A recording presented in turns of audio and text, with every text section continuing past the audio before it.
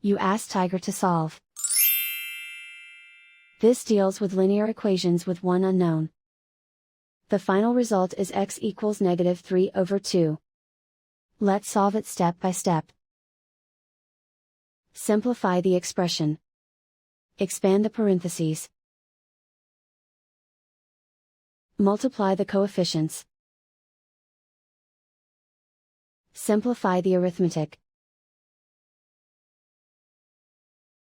Group all x terms on the left side of the equation. Subtract 12x from both sides. Group like terms. Simplify the arithmetic. Group like terms. Simplify the arithmetic. Group all constants on the right side of the equation. Subtract 27 from both sides. Simplify the arithmetic.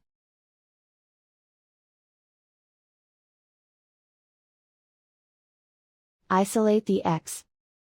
Divide both sides by 36. Simplify the fraction. Find the greatest common factor of the numerator and denominator.